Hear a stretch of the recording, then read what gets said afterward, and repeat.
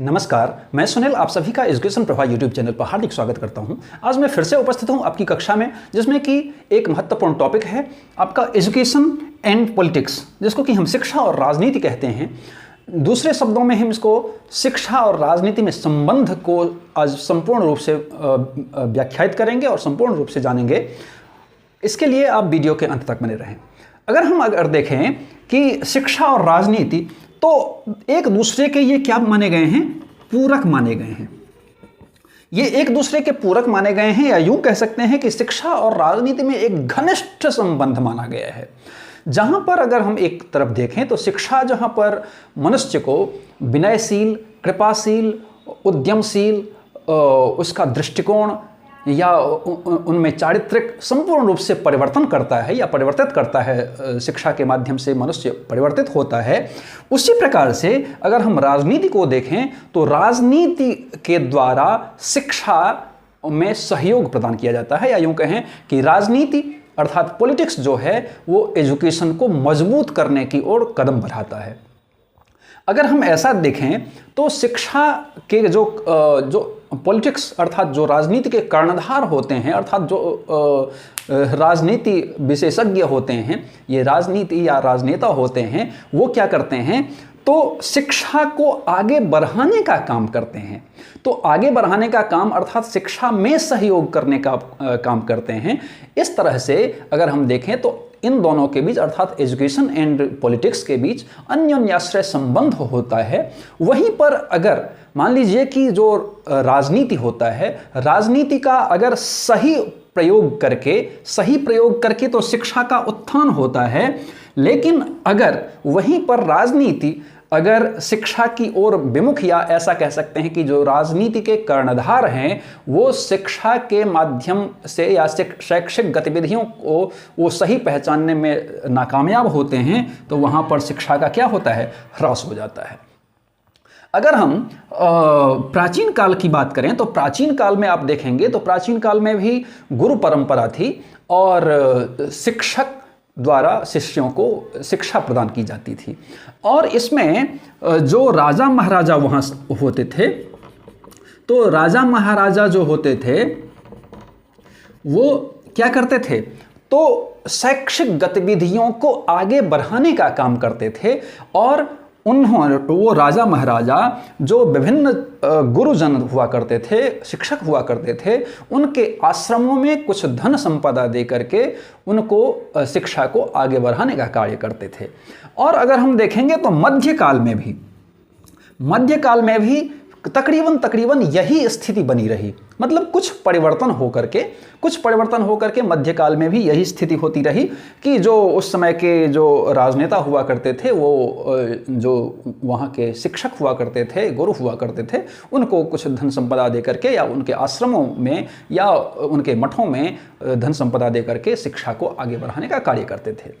अब अगर हम ब्रिटिश काल को देखेंगे तो यहाँ पर अगर ब्रिटिश काल को देखेंगे तो ब्रिटिश काल में अगर हम देखेंगे तो यहाँ पर 1813 कब 1813 में ईस्ट इंडिया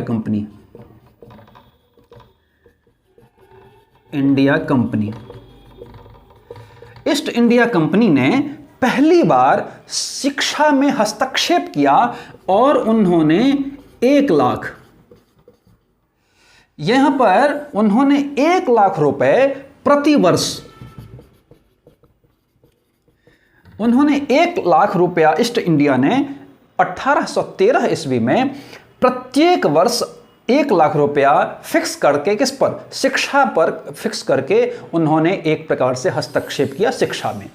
अब हम अगर इसी में अगर देखेंगे तो ब्रिटिश के ही द्वारा 1882 में इन्होंने बनाया क्या, डायरेक्टर जनरल ऑफ एजुकेशन।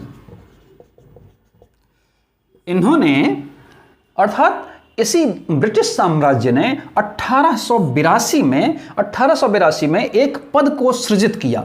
एक पद को जो सृजित किया वो डायरेक्टर जनरल ऑफ एजुकेशन।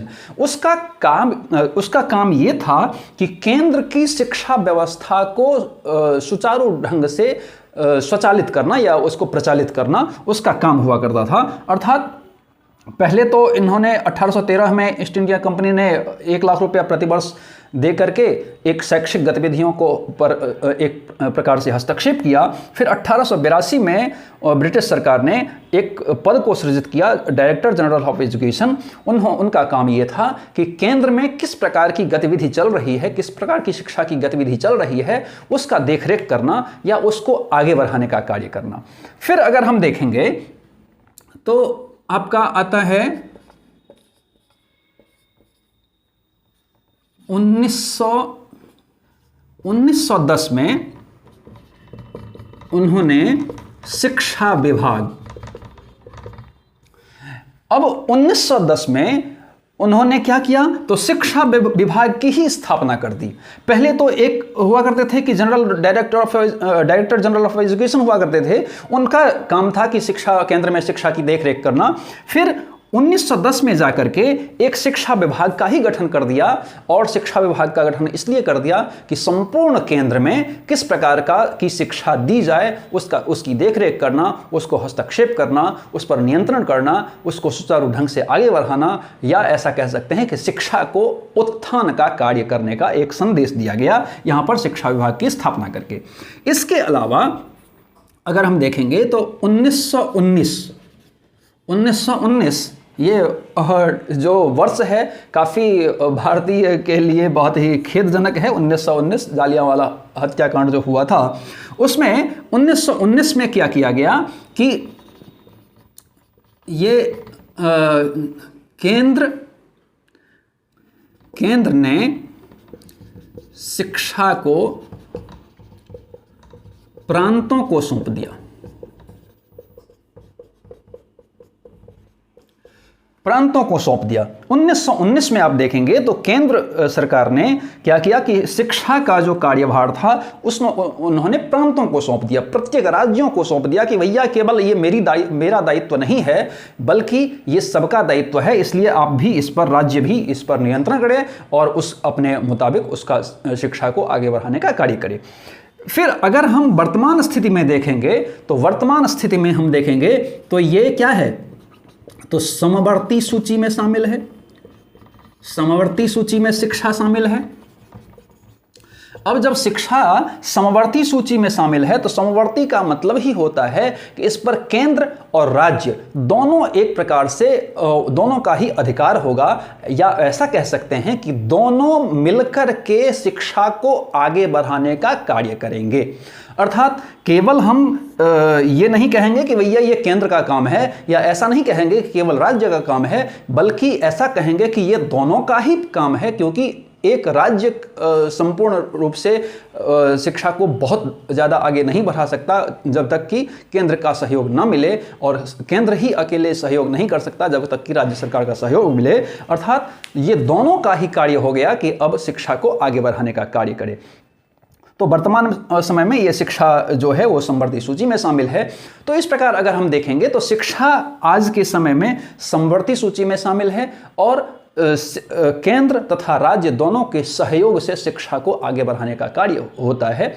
अब अगर आज के समय में एक चीज इसमें देखेंगे कि शिक्षा में राजनीति, शिक्षा में राजनीति। अब शिक्षा में राजनीति क्या है तो शिक्षा में राजनीति को अगर हम देखेंगे तो शिक्षा में आज कहीं ना कहीं घुस गई है राजनीति। मतलब अब अगर किसी संस्था में देखेंगे, विद्यालय में देखेंगे, महाविद्यालय में देखेंगे, विश्वविद्यालय में देखेंगे, या अन्य जगहों पर देखेंगे जो शिक्षा का केंद्र हुआ करता है, वहाँ पर कई ऐसे गुट हो जाते हैं, जैसे चाहे वो शिक्षकों में हो जाएं, चाहे वो छात्रों में हो जाएं। अर्थात एक दिखता है जो कि शिक्षक पढ़ाने का कार्य में व्यस्त रहते हैं, दूसरी तरफ कुछ शिक्षक जो होते हैं वो राजनीति से डायरेक्ट उनका संबंध होता है, लगाव होता है, या ऐसा कह सकते हैं कि वो डायरेक्ट किसी दल के सपोर्टर हुआ करते हैं, उसी प्रकार से आप छात्रों में भी देखेंगे तो कुछ जो होनहार छात्र होते हैं वो उनका कार्य केवल और केवल शिक्षा को आगे बढ़ाना या शिक्षा ग्रहण करना है। वहीं पर कुछ जो छात्र होते हैं उसका संबंध किसी राजनीतिक दल से होता है या डायरेक्ट उससे उसका इफेक्ट होता है। तो इसमें कहीं ना कहीं शिक्षा का ह्रास हो जाता है या राजनीति कहीं ना कहीं भारी पड़ जाता है, हम ऐसा कह सकते हैं। तो जब ऐसा भारी पड़ने लगता है तो शिक्षा का डेफिनेटली ग्राफ क्या होता है, कम होता जाता है। लेकिन अगर शिक्षा में राजनीति का सहयोग मिलता है तो डेफिनेटली उस राष्ट्र का भविष्य बहुत ही तेजी से वृद्धि करता है। तो इससे बचने के लिए शिक्षा में राजनीति घुसे नहीं, क्योंकि आप देखेंगे तो आज के समय में कई सरकारें ऐसी हुआ करती हैं जो कि अपने वोट बैंक को इकट्ठा करने के लिए तमाम प्रकार के अलग अलग वो क्या करती हैं कि कुछ ना कुछ अलग अलग प्रकार के छात्रों को बांट दिया करते हैं, पैसा बांट दिया करते हैं, अलग अलग नामों से बांट दिया करते हैं। उनका उद्देश्य शिक्षा को आगे बढ़ाना नहीं बल्कि शिक्षा को ह्रास करना है, केवल अपने वोट बैंक के लिए। तो इस प्रकार से अगर शिक्षा में राजनीति घुस जाती है तो फिर डेफिनेटली शिक्षा का ह्रास होता है। वहीं पर अगर राजनीति के जो कर्णधार होते हैं अगर वो तन्मयता से और शिक्षा में उनका लगाव है तो डेफिनेटली वो जो ग्राफ होता है वो बहुत तेजी से विकास करता है। तो मुझे लगता है शिक्षा और राजनीति के संबंध में आप बेहतर ढंग से जाने होंगे। इसी प्रकार से पढ़ने के लिए आप एजुकेशन प्रभा यूट्यूब चैनल को सब्सक्राइब कीजिए, लाइक कीजिए, कमेंट कीजिए और साथ ही शेयर कीजिए और साथ ही बेल आइकन को जरूर प्रेस कीजिए ताकि आपको आने वाली सभी वीडियो मिलती रहे। धन्यवाद।